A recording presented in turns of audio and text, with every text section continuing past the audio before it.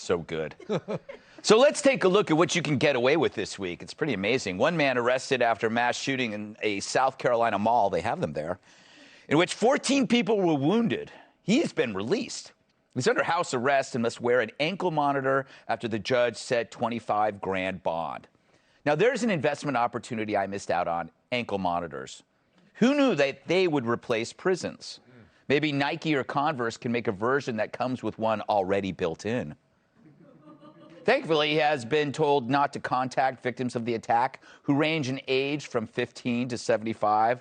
I guess his apology will have to be done on a Zoom call. And speaking of Zoom, the perp can go to work while under arrest, just like you, Kat.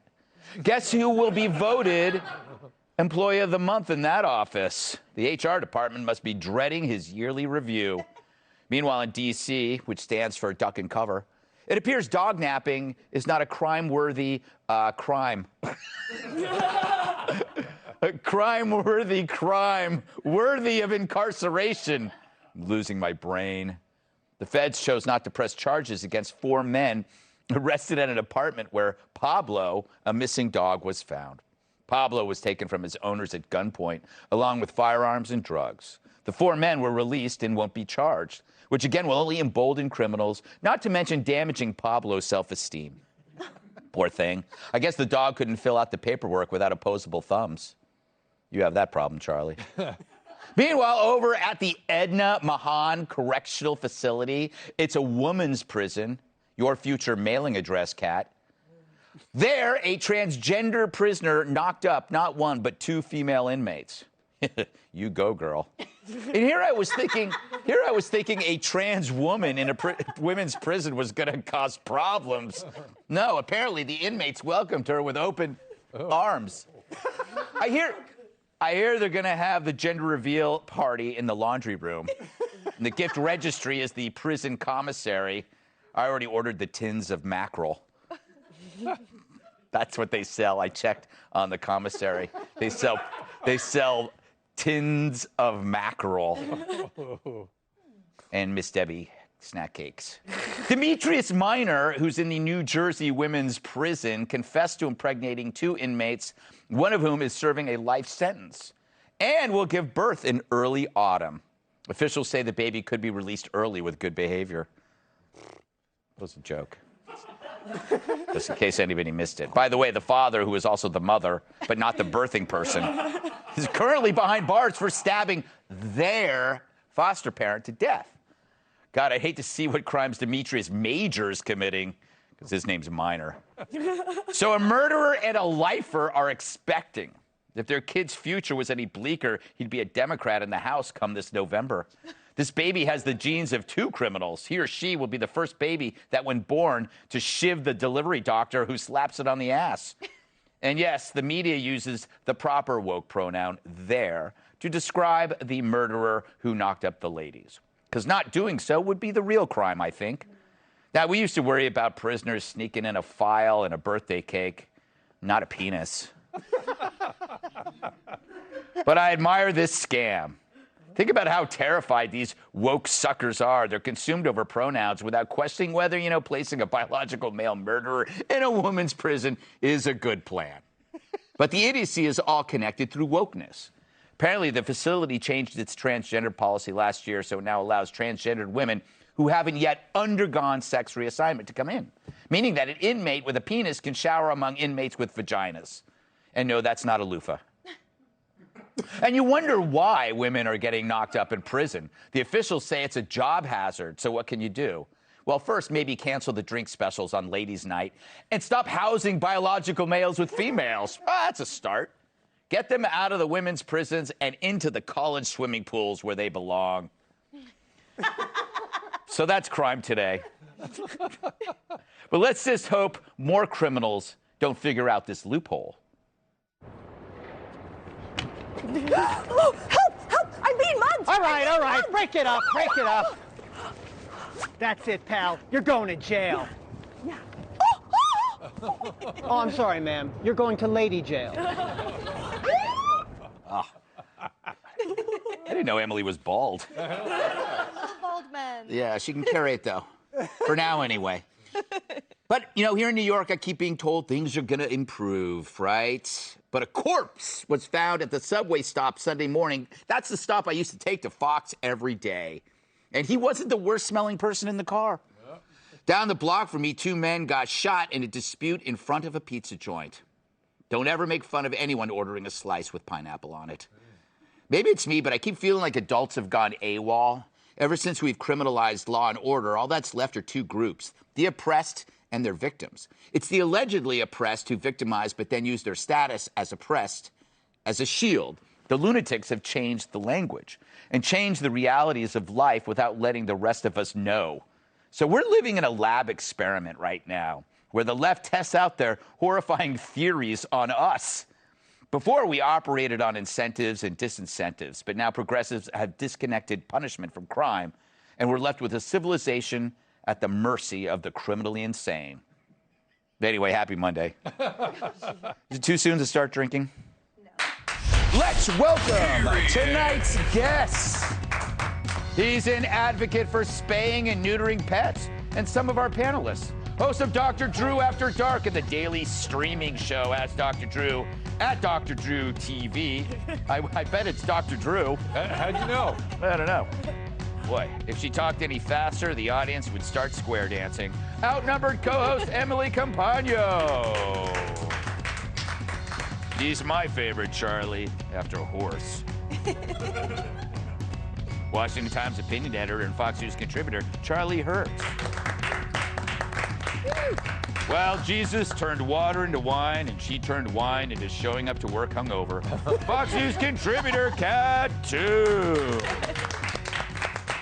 Dr. Drew, it's been months. It's been too long. Yes, I was worried about you for a while. I'm all good. I thought maybe you had transitioned and then we're in a women's prison. It would be an interesting sort of move to make, wouldn't it? Well, what do you think about this? I mean, you're a doctor, and there are experts who are, like ACLU, sued to get transgendered women into the prison knowing this would happen. I don't think they believe this would happen. I mean, look, people have sexual relations in prison. It's usually women with women. Now we've added women with a penis, and the problem is the liability of pregnancy. My question is, what's wrong with your profession, Emily? What is wrong with it? Because I feel like the sort of the idea they have is that all crime is mental health or something, and that to put somebody with mental health problem in a prison is the wrong thing. Let me hear, as somebody who worked in a psychiatric hospital for 35 years, give me the camera.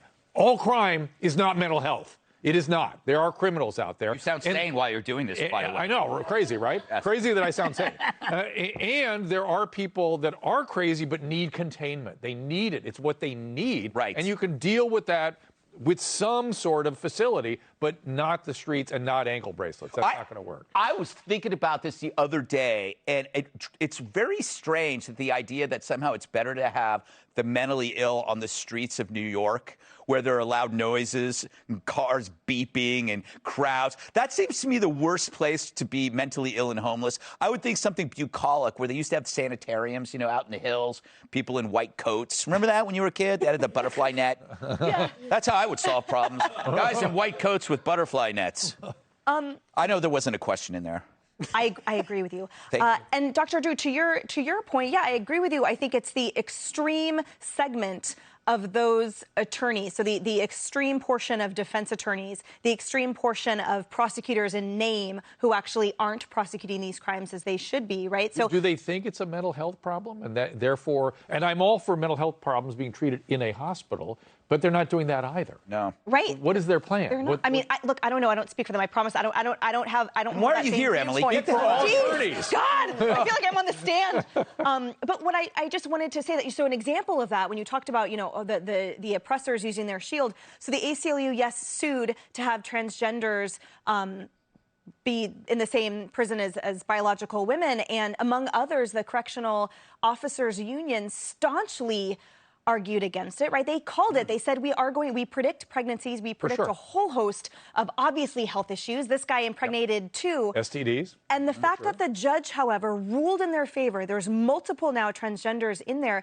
What I don't understand is that there's an element of public safety, of protecting our citizens, that somehow escaped the judge in that decision, right? That when he said, well, yep, I guess in the interest of fairness, we got to let them in. But what about the coda to that? What about, however, in the interest of public safety of the prison population of this poor woman, by the way, that one of the ones that got pregnant, her judge at sentencing said, I've never seen a more depraved or senseless act of violence. If she ever gets out, she will commit something like insane violence, whatever. Right. So she was raped? She wasn't. She maintains adamantly she was not by this. Yeah, she said she was into it. The point is that this kind of person, regardless if it was a physical rape, I'm sure there's some semblance of taking advantage, but that's who we're dealing with. You think she has full mental capacity to make that decision? Now she's going to be a mom in prison? I mean, all of this is backwards, especially the non-prosecution for the dog, by the way. And that's also why everyone should have a Doberman instead of these little tiny stupid dogs. I have a little tiny stupid dog. I know. Well, I want to, Charlie, I'd like to put you under house arrest because your hair is murdering my heart. All I can say is anybody lays a finger on my dog, they're not going to jail. No, they're going 6 feet under. Yeah, exactly. My little party house. So there will be no body found. Yes. To feed them to the pigs. No, but it is kind of amazing when you like this whole concept of consequences doesn't occur to these people. And, obviously the country is sort of politically divided, and when it's politically divided, we tend to try to, a rational response is to try to understand what the other people, assume the other people are making rational, intelligent arguments, and you try to understand what they're saying. But this is no zone for that. No. It's like you let biological males into female prisons. What do you think is going to happen? Exactly. If I got convicted of murder, I'd be like, I would do it in a second. Yes. I would identify immediately. Who wants to go to a men's prison? Yeah, I would also identify as a really old lady so I could get other medications and things. I would identify with, so I need some medical marijuana for my glaucoma. I probably need some Percocets for my chronic herniated discs. I would identify every illness before I get arrested and then have all of them. Does that make sense? Yeah, I think and I think it would work. I think you could pull that off. I think I could. They would build a special prison just for you and all of your unicorn friends. Exactly, that live inside my head. Kat, I think the audience knows that you own a cat. Yeah. Sheens.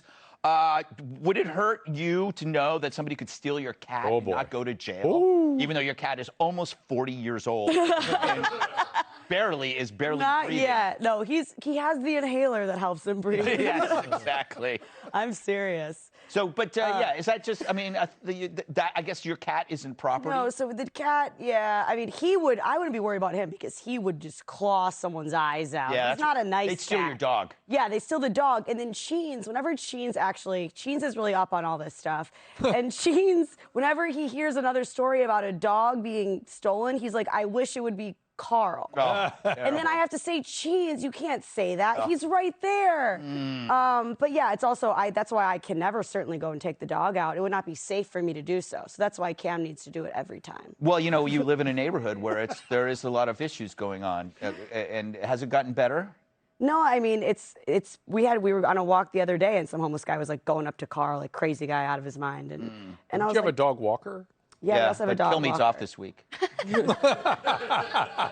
Something about hair replacement. To not even go to jail, I don't understand that. You obviously, if somebody were to steal my dog at gunpoint, I wouldn't be like, oh, that's Yeah, why can't you press charges? That'd be kind of a bad day for me. But I think the owner of the dog, when they stole the dog plus drugs and weapons, I probably should have glossed over that. And that's one of only 2 dogs that were dognapped in D.C. over the weekend. Really? Yeah. There was another one, you're saying? Yeah. That's double. That's 100% increase. It went from 1 to 2. No, I think startling. I think it's part of actually part of a larger trend. Yeah, and they're getting money for it. Yeah, there's and a lot of they're dog so napping. stupid they don't understand. Most of these dogs are chipped anyway. So the first time you sell the dog for drugs, right? And then the new owner takes the dog to the vet and they check the chip, the chip. There you go. Well, now you know. Carve the chip out. Is what you're saying. You make me sick to my stomach. That's what I said. I'm pro.